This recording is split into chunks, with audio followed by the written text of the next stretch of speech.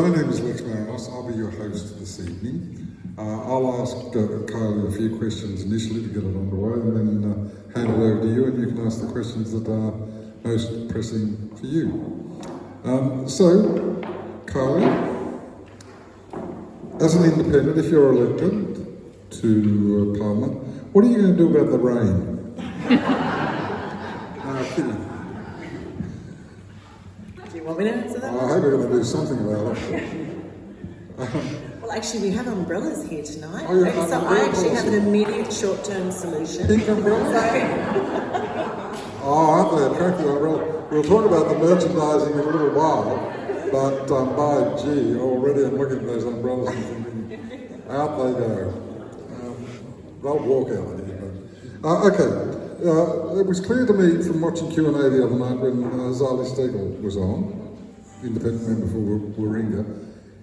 It seems to me that the major parties are going to attack independence on the supposition that if there is a hung parliament, how will you form government? Who will you let form government?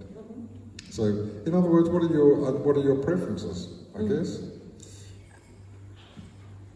I think what we saw on Q&A the other night actually was a direct reflection of how much pressure the existing system is finding itself under. And in fact, I was only talking to somebody earlier today when I made the comment that isn't it fascinating? So I launched as an independent candidate for North Sydney in September last year. So we've actively been campaigning now for about 30 weeks, which is a fantastic opportunity for me to have had. When I launched in September, we did so because we thought there could have been an election in October or November. And that's definitely one of the weaknesses, I believe, that we have in our democracy at the moment, is there's so much uncertainty around when an election will be called.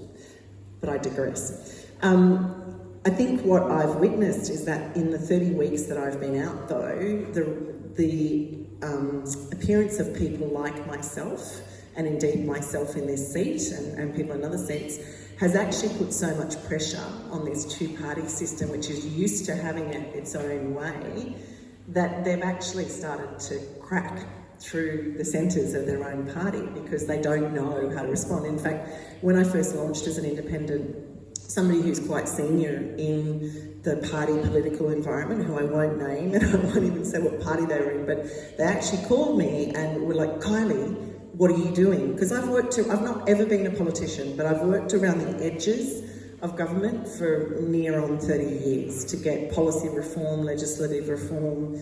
I was the inaugural CEO at the McGrath Foundation, so I built the McGrath Breast Care Nurse program from the ground up. So I understand the political system. And so this person knew me from the work that I'd done through that.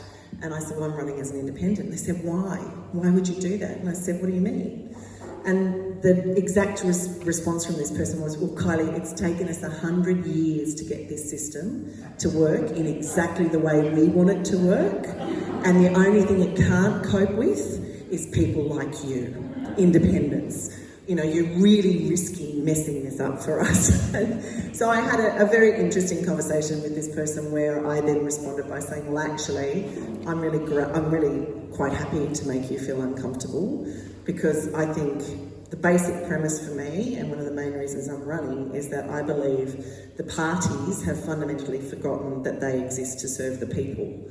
And I think there is an attitude that the parties actually think we exist to enable and empower them. So that's why I think an independent voice is important. When it comes to preferencing, I guess my commitment to independence travels all the way down to our grassroots. So the other thing that I think is really important about our movement is we're actually encouraging people to actively participate in our democracy again.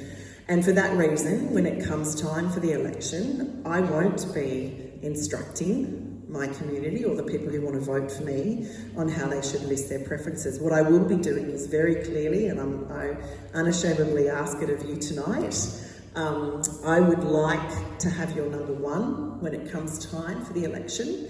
But then what you do with your preferences, and you must put a number in every other box. I need to be really clear. So on the House of Reps ballot paper, when we get to election, you need to number every box. I hope to earn your number one tonight and through other actions that you may see me take as we lead up to the election. But then 2, 3, 4, 5, 6, however many we have, is your decision to make. And that way, if I don't get enough votes to finish in that top 3 in the first round of counting, your preference goes to where you want it to go. I think what is often, well actually it's never discussed in this country, but my personal take on how to vote leaflets that you get from the major parties is they effectively ask you to they want your vote 100% their way. So you are effectively providing them with your proxy and saying, okay, you can have my vote, you do with it what you want. And that's what they're used to dealing with. So we go full circle. This system has set it up quite nicely. It self-perpetuates. It doesn't like anything it doesn't recognise. And in fact, the conversations we're having are conversations that make them extremely uncomfortable because all of a sudden they're very predictable, safe world where they get to make the rules and decide what happens when is being put under increasing scrutiny. Okay, so assuming you get there on someone else's preferences, would you feel obliged, if it was one of the major parties, would you feel obliged to back them to form a government? No, I want to be really, really clear. I'm running as an independent because I believe we need an independent voice in Canberra to be heard for the things that matter to us as a community. So North Sydney's vote, in sending me to Canberra, North Sydney's vote will always be an independent vote, and that means that every piece of legislation that's put before me in the House will be looked at through a lens based on the conversations I've had with people from across my community and my own conscience. And then the people who will hold me accountable for that voting record is yourselves. So I undertake to be incredibly transparent around what legislation is being put forward. I'll make sure that as my community you're well aware of what legislation is to be discussed. Where it's possible, we'll have conversations before I go down to address specific areas, and then you'll have that immediate feedback on how I voted, why I voted, so that you can give me your feedback again. So to answer your question, if your question is more along the lines of what would I do if somebody approaches me and says, as an independent, we need your input to form a government. Yeah. Okay. So first and foremost, the outcome of the election is very much in the hands of Australians still, and that's as it should be. And I think one of the things we need to be very mindful of is to my knowledge, there's not a single political poll that's been undertaken in the last decade that has actually accurately predicted the outcome of a major election in a country. So I'm very comfortable that at this stage the Australian people still have the right to decide, and they will decide. If I find myself in a situation where we are an independent seat and neither of the major parties have a majority to form government in and of themselves, and they come to me and say we need the North Sydney seat to help us form government, at that point what I will do is sit down and have a very clear conversation with whoever's approaching me to say, well, these are the things that North Sydney wants to see done. And those things include faster action on climate, so more aggressive immediate short-term emissions reduction standards, an integrity commission established with teeth, not a pretend integrity commission, the implementation of all of the 55 recommendations from the Respect to Work from Kate Jenkins, and then a robust and active discussion around First Nations voices and the way that asylum seekers are treated in this country. So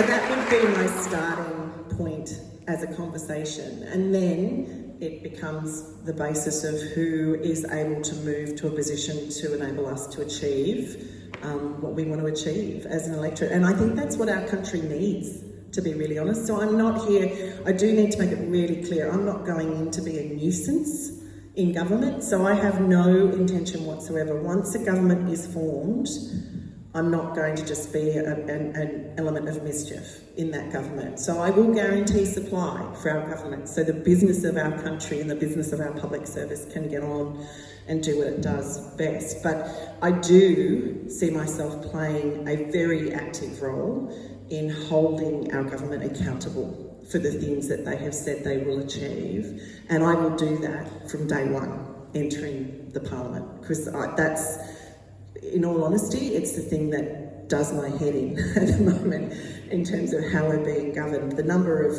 royal commissions we've had, the number of reviews we've had, it is not the case in Australia that we don't have the solutions. We absolutely have the solutions to pretty much every major problem we're currently facing as a nation.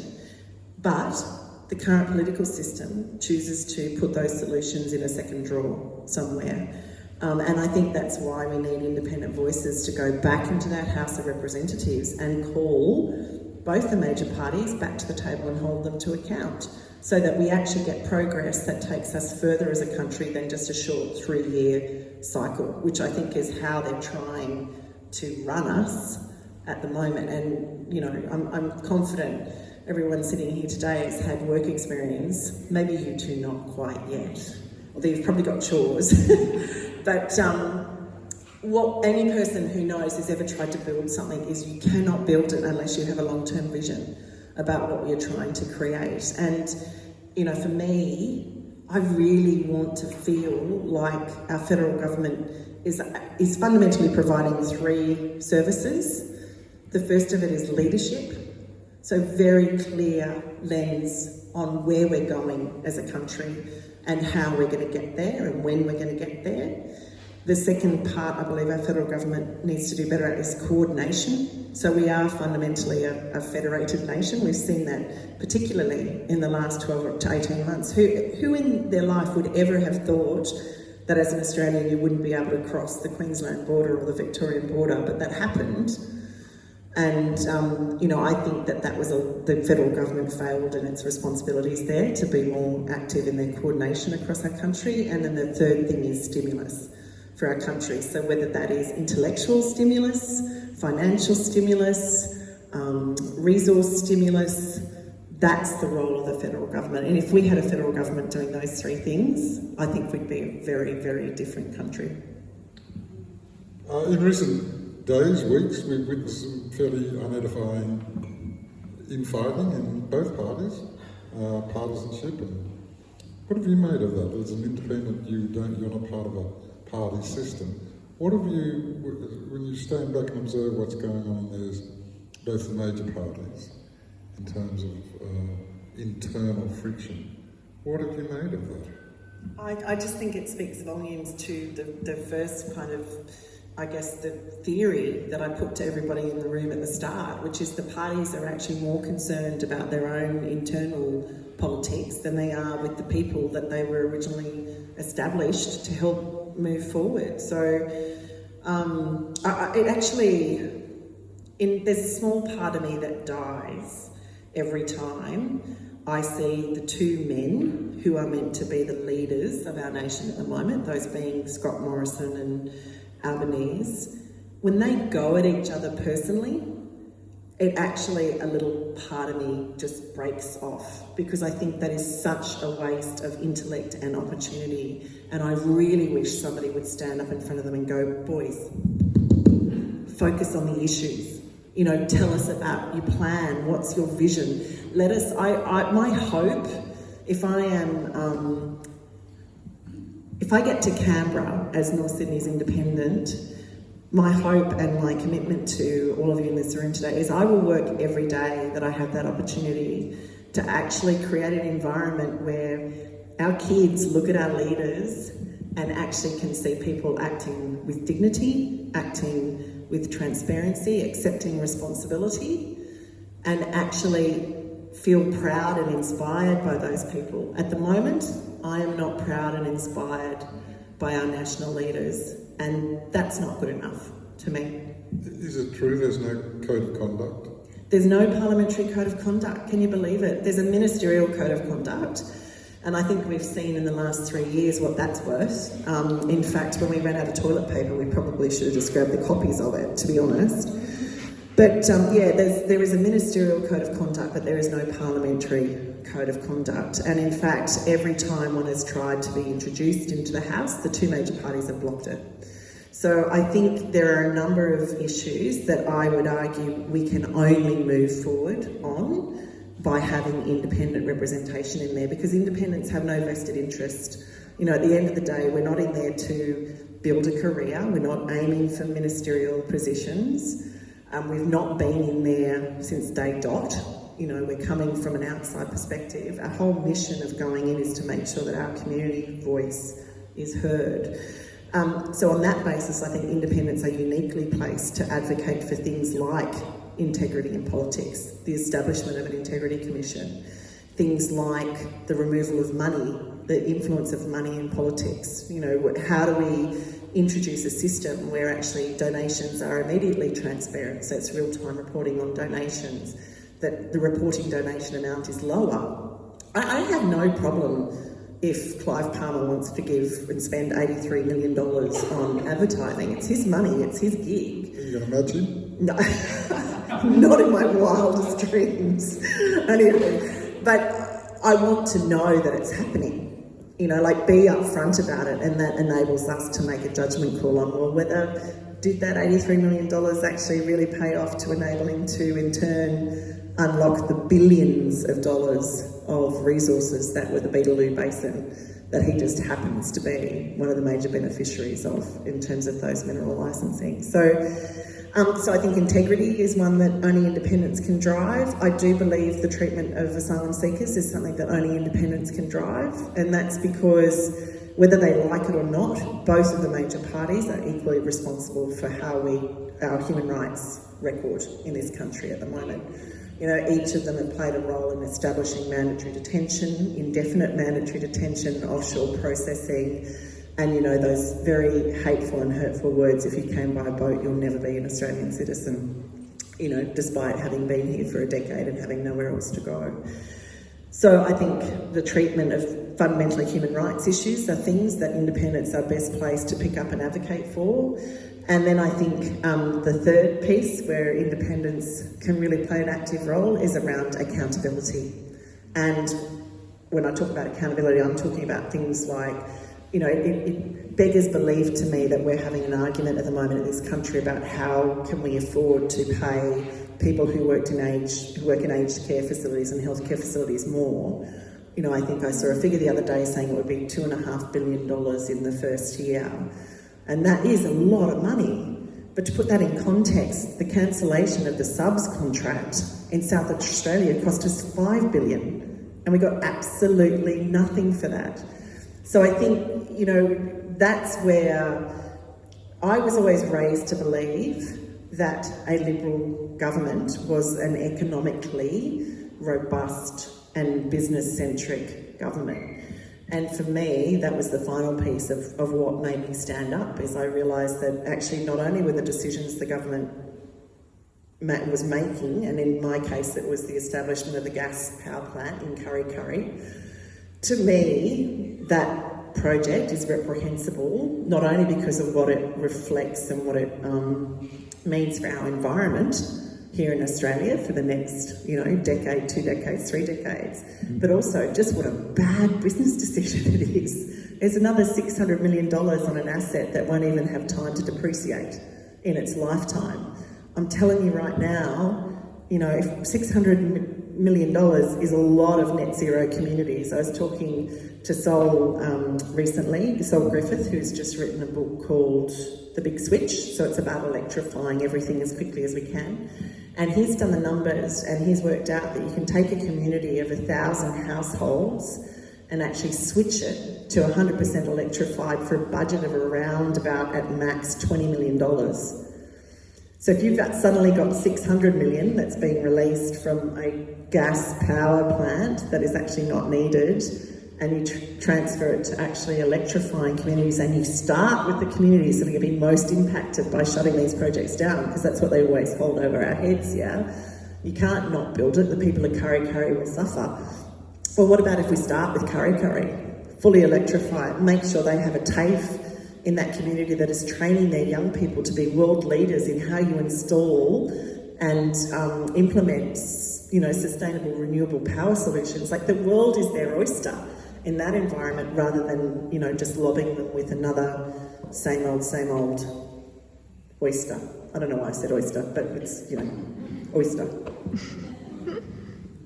Well, an oyster is caused by irritation. Last one from me before we open it up. There are independents in there at the moment. What have you gleaned from them and the way they've gone about it? And have they told you what pitfalls to avoid, or what's going to be thrown in your way, what obstacles will be presented to you? Yeah, it's a really... So I was the first independent to announce, actually, in this, what they now call the wave of independence. And, I think what is true of us, the major parties and some elements in the mainstream media are doing absolutely everything they can to discredit this movement or people like me, because again, it challenges their view of the world and it frightens them. So whenever I hear or see something which is negative, I kind of look at them and go, you're frightened. I can understand why you're behaving that way. But the reason I give that preamble is because I was the first one out. The reality is I have actually had at least one conversation with most of the other independents, either just before they've launched or since they've actually then launched in their community. And I've had those conversations not because we're scheming and there's some great conspiracy, but these are ordinary people, like everybody sitting in this room tonight, who are suddenly finding themselves in the most extraordinary environments. And it's really helpful to have somebody else that you can pick up the phone and go, this just happened. Have you experienced that? And for me, because I was the first one out, I was very fortunate. It was the existing indies that reached out to me. So it was Sally Steckel, Rebecca Sharkey, Kathy McGowan. And I think if I had to summarise the three things every single one of them have reiterated to me and repeated is, first and foremost, I will never have an opportunity to do anything as satisfying as this again. That it really is an opportunity to speak and represent the people that you live amongst and to argue for a better way of politics being done. And the thing I particularly like about the indie mentality is it doesn't matter what your problem is as a constituent. The other commitment I will make to you is you will never hear out of my mouth, that's not a federal matter. That's a state matter, sorry, I can't help you there. That's a local council matter, sorry, I can't help you there. All the indies, without exception, are cut from the same die in that there's a fundamental thing about an indie that if you bring us a problem, we're going to work with you to find a solution, regardless of what part of the government system that would normally land in. The second thing I've learnt from all of them is that I will probably never work harder in my life. Because the truth of being an independent is that every piece of legislation that's proposed, you have to read it. You have to have somebody in your team look at it. You need to find ways to talk to people in your community that it impacts. You need to listen and take that feedback on board to then be able to move it forward. So luckily I am a voracious reader. I am just innately curious, and I have probably an insatiable curiosity. So I love consuming things, but I'm just not an ego-driven person. So it would never have occurred to me if I'd woken up by myself one morning to go, I should enter politics because I've got all the answers. I'm going to go into politics. It's not who I am. So I think, that promise or that vision that the independents have offered me is another one that really excites me. And then I think the third thing that they have taught me is that there is, and spent time talking to me about, there is so much opportunity in this country at the moment that is just being left sitting on the table because the focus is not being maintained on the things that are important to us, because the parties are too easily distracted by their own internal shenanigans. And somewhere along the line, there were no parties. Parties didn't write the Australian Constitution. The Australian Constitution was written by people like you and me who all got together from disparate communities and recognised that the only way this country was going to move forward was if there was a common meeting place and a common frame that enabled us to have conversations where we could come together and, through a process of consensus, identify the best way to move forward. That all happened without parties. Parties came much later. And I think, so someone recently threw at me, you know, we can't trust independence, you have no political doctrine. If you don't have a political doctrine and you're not clear on that, you can't be trusted. And actually my response to them was, actually my doctrine is clearer than yours, because my doctrine is the same doctrine as those people who initially set about creating a democratic society here. You know, I'm not actually, you will never have to worry about me being put in a situation where I have to consider whether I'm going to toe a party line or speak for my community and from my own conscience. I will never be put in that position because I have only two masters, my community and my own self-conscience. And that's why and quite fundamentally, I could never have been a party politician. It just would not have worked for me. But I'm excited by this movement with independence, because we do know, you know, another 4 independents on the crossbench, and it gets really interesting. We do finally have that opportunity to move forward on some pretty important issues in our country. Ladies and gentlemen, are there any questions you would like to ask? Yes, certainly. Speak into the microphone if you wouldn't mind. I have a loud voice. We all have a louder voice. We're recording it, everyone so- else could hear it. We hear from what's happening in Parliament constantly, a strong female, as strong as Julia Bishop, Julia Gillard, and they belong even to the parties, but the way that they treat the female, especially the way that they target them, they eventually either leave the Parliament or they crash or they passed away, according to the very last one we had. What do you think with your life and your family and everything?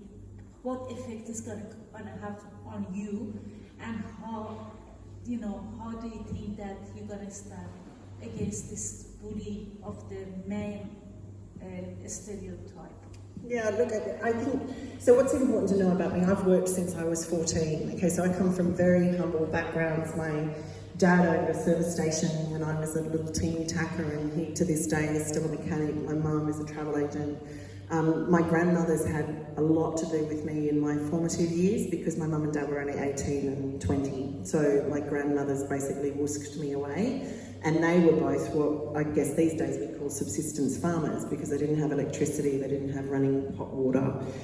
So I think for me, I feel like I am now at an age and stage in my life where I've faced some pretty tumultuous experiences. I mean, for most of my life, whether it's been as a CEO of a multinational company, even the CEO of the McGrath Foundation, I've more often than not found myself as being the only woman in a room where really important decisions were being made. And I have had some fairly intense experiences with both men and women, where people have tried to ride roughshod or, intimidate me and to get me to back down. And so I think I was actually asked this question earlier today, why now? And my honest response is, now is the right time for me. I have all that life experience under my belt. I've worked, I know what it takes to build things. I know what it feels like when something doesn't work and it fails. My kids are older, my son is 19, my daughter's 17, and my other daughter is 14. We're a tight unit, we have a good thing going on. And I just feel like this is the right time for me to give this next phase over as an offer of public service, to do what I can. And I'm driven to do that because I do fundamentally believe this is a time of reckoning for people of my generation. I feel quite deeply that it is my responsibility now to step up and recognise the role I've played in creating this country and creating this political system. But the power in owning that is that if I've played a role in creating it, I can damn well play a role in fixing it. and I'm not going to walk away from that responsibility. So I'm not an idiot. I don't expect it's going to be easy, and I'm sure in the next 7 weeks, 8 weeks, we're going to see all sorts of things come out, but I do believe I am mentally resilient, I'm intellectually capable, and I have an amazing group of people. You know, I'm not standing by myself. We already have nearly 800 volunteers signed up at Team Tink, who are doing everything from knocking on doors, making phone calls, leaflet dropping, you know, so I don't feel alone. And I think that for me is how I would maintain that kind of energy, because I know what I'm fighting for is worth it. It really is.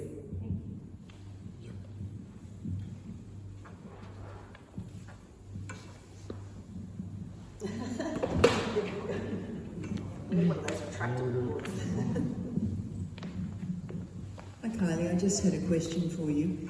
It does seem to me, from what I'm reading and what I'm observing, that the majority of independents who are now coming forward and standing happen to be women. And I'm wondering if you have a view on why that is and why there aren't more men standing as independents, unless there are men in the wings that we haven't heard of. But it does seem to me to be predominantly women who are standing up and being counted in an environment that is, as the first question said, is hostile to women. So why are women standing up? Do you think the two are linked? There's a Undoubtedly. And I think, so I have a couple of answers to this. I mean, first and foremost, it's actually not hard to stand out as a woman running in politics, because there's just not many of you. So, you know, even as it currently stands, I think it's not even 30%, although please don't quote me on that, I need to check that percentage, but it's somewhere around 30% of our current members are female. So the vast majority of parliamentarians are male. I think women are standing, particularly because in the last 3 years, we have seen some really abhorrent experiences take place in Canberra, and we have heard from our leaders' mouths some things that actually beg a belief. You know, to be reassured by our Prime Minister that the measure of our freedom is that we weren't shot at when we stood up and said this is not okay. That is sincerely concerning. And I think what worries me even beyond that, and again I had this conversation with someone today, is I can forgive anyone anything, because I actually think the other thing is it's really important. Politicians at the end of the day are just people, yeah? So you're going to make mistakes, you're going to have to learn as you go. But we seem to have a system which is completely oblivious to its weaknesses and the opportunity to learn. And so what we then end up with is a Prime Minister who overnight says to us the reason he's forced his captain's picks through in the Liberal Party is not because that's what he wants. And let's be clear, that's it. They're his captain's picks. No, he did it for the women. I'm protecting women. Now, you know, I'm not sure Trent would like to be called a chick, or Alex Hawke, or any one of the other men who were actually in that lineup. And I just feel like that was, it makes me sad that despite all the things that have happened in the last 3 years, this system is showing itself to be incredibly resistant to learning and adapting and being malleable. And as I said, had it done those things, had this system been open to actually saying, yeah, we can learn, we're going to make mistakes, we're going to do better next time, I think myself and most of us in this room could forgive that. But mistakes repeated again and again and then actually denied, no, it never happened. I never told people, you know, that the electric vehicle would be the end of their weekend. Don't be silly. When did I say that? I said, well, here's the video. Oh, no, that's my doppelganger. You know, like, it really, yeah, I wouldn't treat somebody like that. And I think that's why it is actually largely women that have stood up, because I think women have looked in at the system and gone, so your options are, you join a party which has a quota system, but that party says to you very clearly, if you ever cross us outside the caucus room, you are expelled. It's why we saw Penny Wong in federal politics for so long accept an argument that we couldn't pursue a same-sex marriage legislative reform. You know, a woman living in a same-sex relationship with children couldn't come out and say, I want this done. So that's one option. So we can join the Labor Party and live like that, or we can join the Liberal Party, National Party, and have the experiences that we've seen women have in the Liberal and National Party in the last 3 years. Your option, stand as an independent, be true to who you believe you are, fight for the things you believe matter, and do that from a position where you do not have to compromise or kowtow. You can actually do it from a place of authenticity and for your community. So I think that's... Why aren't men standing? Probably because at the moment the system's kind of been working, you know. And I've got to say, having said that, there are a lot of men involved in these movements, and I'm really proud, you know, when I look at the volunteers, we're probably equal, to be honest, in terms of people that have stood up around this campaign. Maybe women just got crankier faster in this moment. But I'm actually, you know, I'm really hopeful that this is a reset for our political system. And again, if the parties are truly listening, they will be taking this on board and going, oh, okay, maybe we need to do something a bit differently. You know, what's the opportunity in this for the parties? But rather than embrace that, they're trying to stomp it. And, you know, that just gives us more ammunition and more motivation to stand prouder and hold our ground. Hi Kylie, thanks for coming along today. Thank you for having me. I'm really interested in perhaps in like not those top 5 or 6 issues that are the main ones that are at the top of our heads, but in the other issues, perhaps like TAFE funding or university funding, or which I think there might be more of a split on within the community about what should happen. I'm just interested in how you'll try and ascertain what the community viewpoint is when it's perhaps not such a clear-cut issue across the electorate. No, it's a great question, and I think, so my experience of getting out there for the last 30 weeks has been rolling these sorts of events on a really regular and rolling basis. So actually, we committed, when I said that I would stand as an independent, one of the first commitments I made is I was not going to be the sort of person who just stood back and waited for people to come to me, that I would actually work really hard to reach in to communities. So I would anticipate that, you know, these things that have been meet the candidate, hopefully they roll over and become meet the member. And we have a series of regular meetings across the electorate where people can come and have open conversations around things that matter, where we can disagree, but still work to try and come to consensus. There'll be open communications channels. So the office, we have an office now on Albany Street in Crow's Nest, and it's actually a really cool place to be. And I'd encourage you, if you want to swing by and pop in, please do. There's always people walking through the door to either talk about things or pick things up or drop things off. So I would hope, you know, our office culture will remain consistent. We'll continue to have that.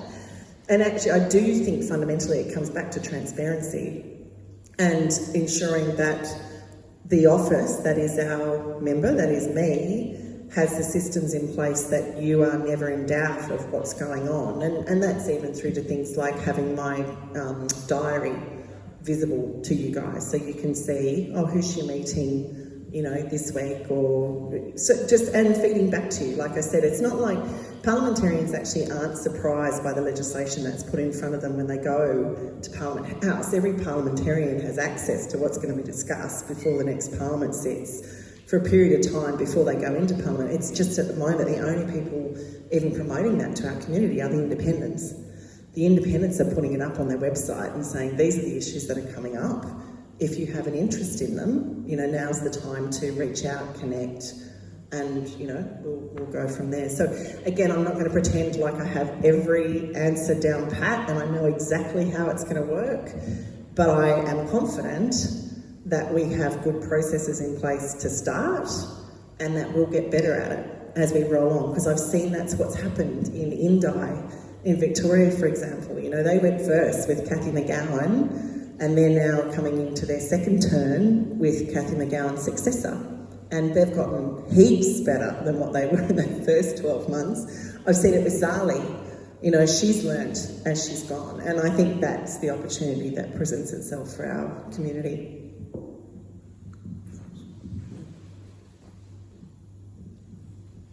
Thank you. Diana here. Hi, Diana. As you may be aware, and the audience may be aware, there has been a proliferation of gambling ads on television, and that really disturbs me. We got rid of cigarette ads and tobacco ads decades ago, and yet they've crept in. And as Australia has the highest per capita gambling dollar per head in the world, it's really scary. And the kids are becoming addicted younger, and the stats are quite alarming. So my question is, you know, if you had the chance to ban gambling ads on television and at any sporting events, so that, you know, Australians can enjoy sport without being bombarded with, and children as well. Let's enjoy sport without the gambling component. So what are your views on that?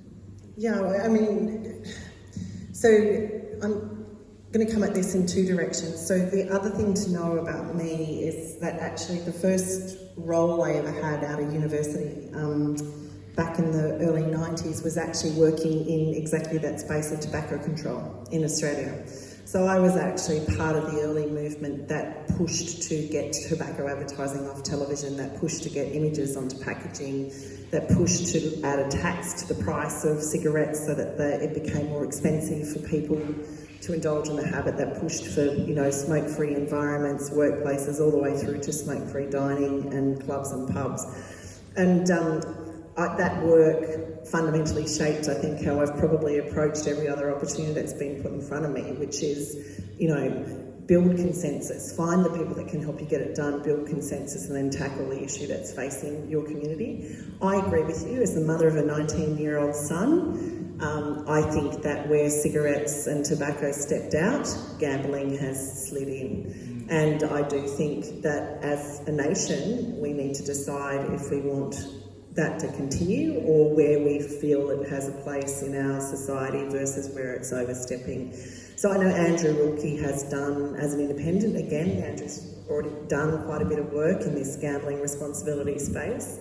And so I would see it as my job in this context to understand what the issue is, canvass my community to make sure I understand where everybody here is laying, lay it down against my own experiences and the things that I know, talk to people who are already working in this space, and then advocate for a way forward, which ultimately takes us to being a better country. Because that my end goal is a better country, a place of hope and optimism for our kids. And yeah, I don't think our kids need to see, you know, gambling ads at every break on football. Because actually I grew up on my dad's knee watching rugby league. It's one of my earliest memories of my dad, is sitting there watching the Sunday night league game. I can't imagine what that would have been like if I'd been sitting there watching the Sunday night league game and every ad was talking to me about my odds. You know, and I think it's kind of funny that my 14-year-old daughter told me the other day that the odds on me on the tote are closing, and I was quite horrified that she even knew what it was. But no, so I do agree with you. I think that it's a simple fix. It's not hard, but it just takes political will again to actually, you know, step into it.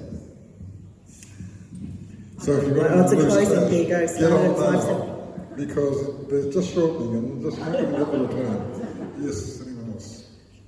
Yes, sir. I'll meet you halfway.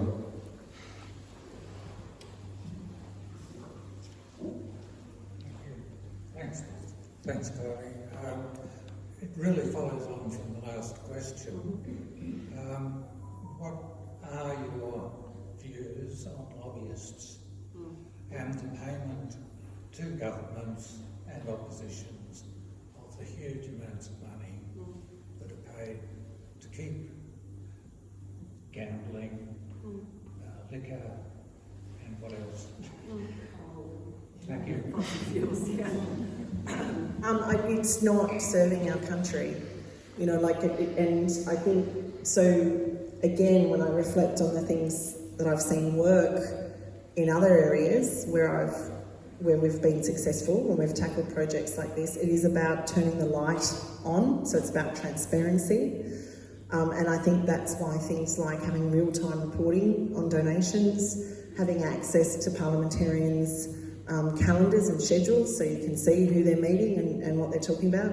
And I think the revolving door that seems to be in place where, you know, politicians come out of politics, go into lobbying, come out of lobbying, go into politics, come out of politics, go into fossil fuels, come out of fossil fuels, go back into policy.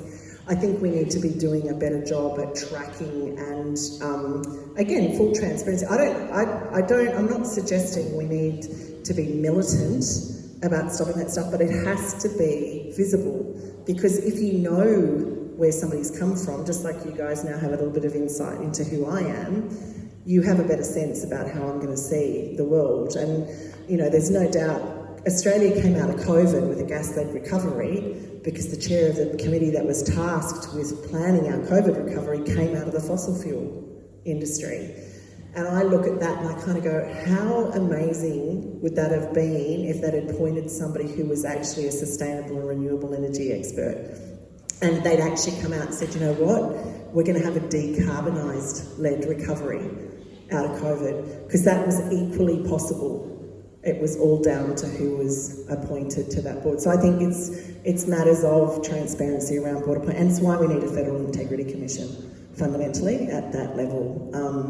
I think something I was told once by a parliamentarian, which sincerely concerned me, was that the reason he believed that a Federal Integrity Commission was not required was because he answered to his electorate, and every 3 years they had the right to vote for him or vote him out. And therefore that was his accountability. And I was quite flummoxed on that, because I wish I'd had those working terms when I was a CEO. That would have been great. Just, you know, I'll check in with you once every 3 years when my contract's up, and you can either decide you like me or not. It's just not acceptable. So I do think that Federal Integrity Commission and some legislative reform around how Parliament works is long overdue. Can I just say on that, actually, the other reason I'm really excited to be standing now is that I think there's a real opportunity for us to mature as a nation. I'm really proud to be Australian, and I think there are some really amazing opportunities sitting on the table for us as a nation at the moment, and I want to see us grab those and take those forward and move into the next 60,000 years of our experience as a nation. So that's the other thing. I just think, you know, there's so many reasons to be optimistic in our community, and yet at the moment I think our leaders are frequently leading us by encouraging us to stay small, stay mean, stay scared, keep digging, don't create, and I just think we can have a better future than that. We've got time for another couple of questions if there's anyone.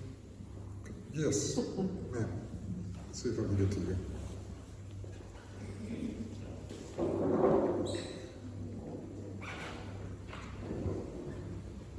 One of the things that I'm deeply concerned about is media control of the message. The media owners control the narrative. They hold the ABC to account, but they have no accountability to themselves. Would you consider putting in place or lobbying for a more accountable media so that they had to have the same standards were across the board in all the media? Yeah, definitely I'd consider it. I mean, I think there's two parts to that question. It's really Kerry O'Brien, who recently spoke at a forum in our community with Kathy McGowan and Helen Daly on democracy, independence and the media. One of the points he made, which really stuck with me, was that you cannot have a healthy government if you do not have a healthy, strong opposition and a healthy, strong, independent media.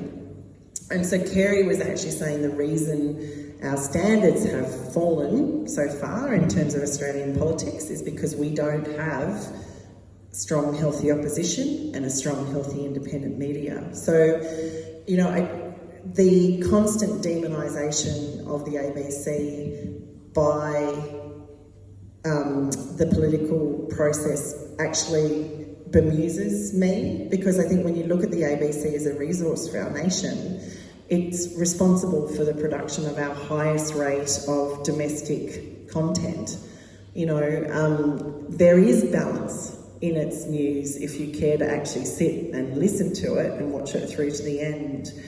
And in many cases, I've actually seen it argue for and support, you know, government initiatives. So I think there's this, it's a little bit, actually Lex and I had this conversation when he and I first met about the fact that in politics there's crept in this idea that entities and sectors are after us. You know, they can't be trusted. So the arts sector can't be trusted in Australia. And in fact, if as an artist you perform something that is deemed to be contrary to what the government wants to be seen as being portrayed as, you risk your funding. And that's what we've seen happen with the ABC. If you are contrary to what the government wants to be portrayed at, you risk your funding. When did we become that nation?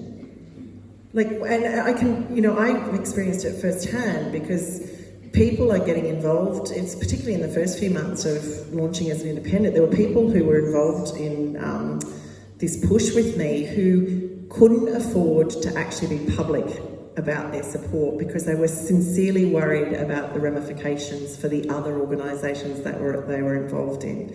And even today, somebody who I know really, really well, who I worked incredibly hard with for a really long period of time, has said while they got my back and they'll support me, they cannot come out and do it publicly because of the potential ramifications for the organisations they're involved in. That's not Australian.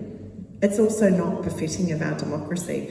And also, I guess I studied communications at university, so I have a Bachelor of Arts in Communications with a triple major in marketing, advertising and public relations. And as I came through university, it was right in the era where the media ownership laws were changing in Australia. So up until then, we'd had very stringent laws about who could own what, how many radio stations they could own, but I was right at that coalface when it was Conrad Black and Packer and Murdoch were all coming in and looking for those exemptions to buy more, to own more, to buy more, to own more. And I think what we found ourselves is, with a media concentration now that, mainstream media makes it very hard to get balanced reporting. I love, though, that we do have really incredible online publications that are popping up, and I don't know how they're surviving. I think it's by the skin of their teeth. But I kind of feel a little bit like politics. I'm hopeful that just as the independents have risen in this political frame to offer people an alternative and it's put pressure on the system, let's hope that the rise of independent media can actually help put pressure back on that mainstream system as well. And, I think we'll see that. I think we have time for one more question. If it's somebody else, I'll go to them if you don't Sure, mind. absolutely.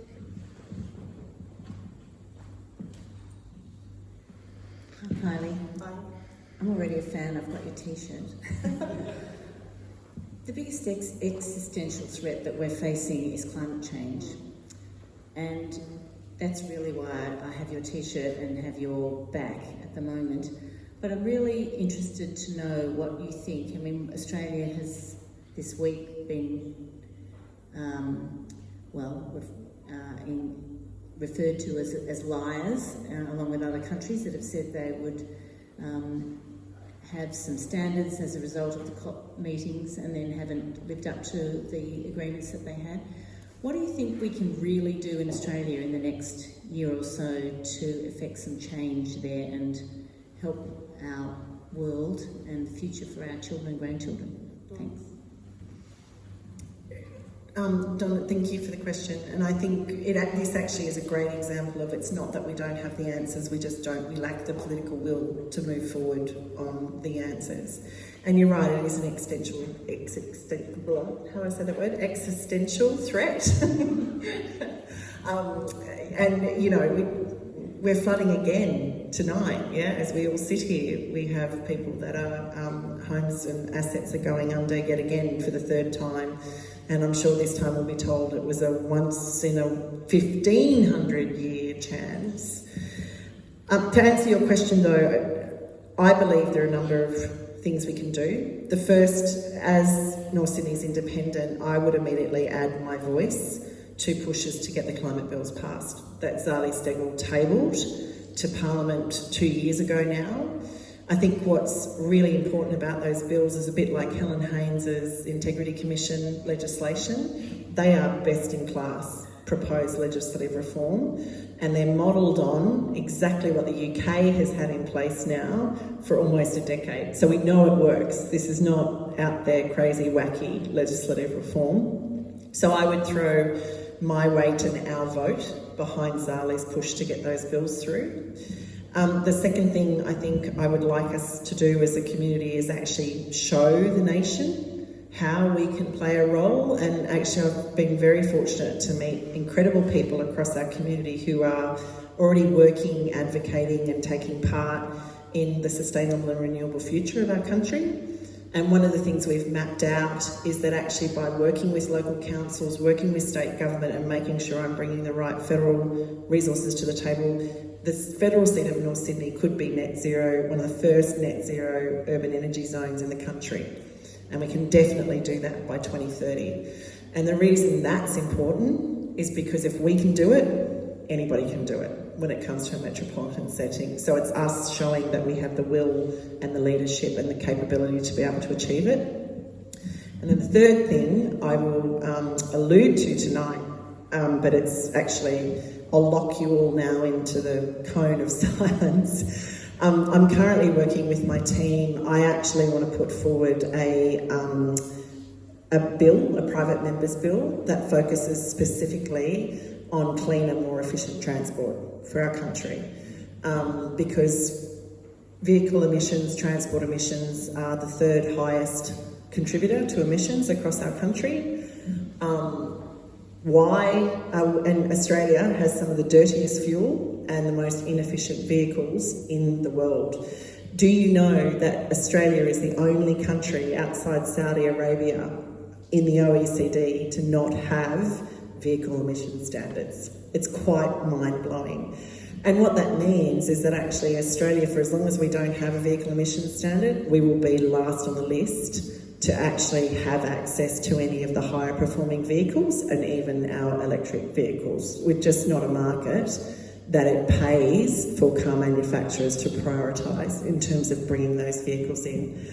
For me, I'm a mechanic's daughter. I told you guys that. My dad was originally owned a petrol station. So I feel like this is something I understand. The first car I ever had was a 1969 Toyota Corolla Sprinter. There were only 200 of them brought into the country. And I had the extraordinary experience of rebuilding it from the ground up with my dad. It was pretty cool. It's terrifying to think the fuel emission standards that operated for that vehicle in 1969 are still current today. I could still drive that vehicle around today without any issues. And I think the other thing that's really disappointing is there are really highly efficient, low emissions vehicles that cannot be sold in Australia because our petrol will not let them drive. So it's an easy fix. It's fixable really quickly. We have 2 petrol refineries in this country that need to be upgraded so that the petrol they're pumping out for us actually meet the highest standards. And the really great news is that even though we've got inefficient vehicles on the road at the moment, those vehicles will be more efficient with more efficient fuel. So it's not like everybody has to get out of their old cars. We just need more efficient fuel. So, as I said, that's something we're putting, the finishing touches on, but I think that to me is particularly important given the amount of traffic we have going through the North Sydney electorate. We have one of the highest rates of road usage in the country through the North Sydney electorate, thanks to things like the Warringah Freeway, the Pacific Highway, and a lack of a light rail system across our electorate. So I feel as a mother and a human being, if we can immediately have an impact on our emissions reductions by having more efficient vehicles and then make our market more attractive for electric vehicles, then that's where we want to be heading. So that's what I'd like to put forward on behalf of North Sydney to the Federal House of Representatives. Thanks, Kylie.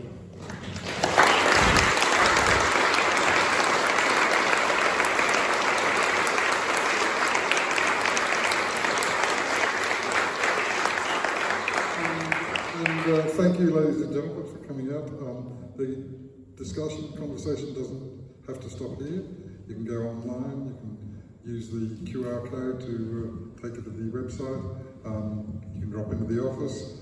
Volunteers are welcome. There's merchandise, which I don't want you to think of a donation. I want you to think of as an investment. Now, if you happen to have a 1972 It's Time t-shirt, that now goes on eBay for $73,000. You could be investing in your children's future. That would be a trust fund. Two small t-shirts is basically amounts to a trust fund.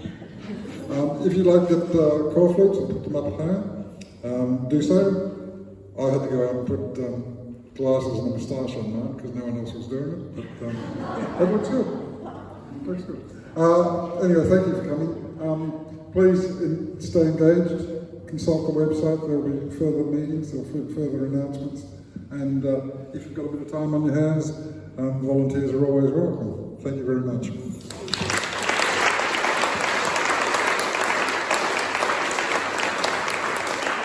And then I have maybe one final ask of you, and that is, if anything that you have heard or seen tonight has triggered a desire in you to actually see change for the seat of North Sydney, and makes you confident that I am the person that you want to put your number one next to when it comes time for the election, can you please talk to your family and your friends and spread the word around what we're trying to do here, because fundamentally, as I said to someone the other day, if I get enough ones, my preferences aren't going to matter.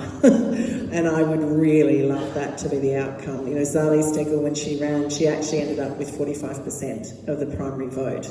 So that was a done deal for her on primaries. And I would love to see us do that as a community, send that very clear message to both parties. But I can only do that. As I said, we have 750 volunteers already signed up. I did say to the volunteers the other day, if they all went out and convinced 50 people to vote number one, Kylea Tink, we would win on primaries. So if I can now sweep you guys in as part of the community that is helping us spread that word, then we can win with the number ones against Kylea Tink, because, together we actually can change the political climate in Canberra. So thank you for coming tonight.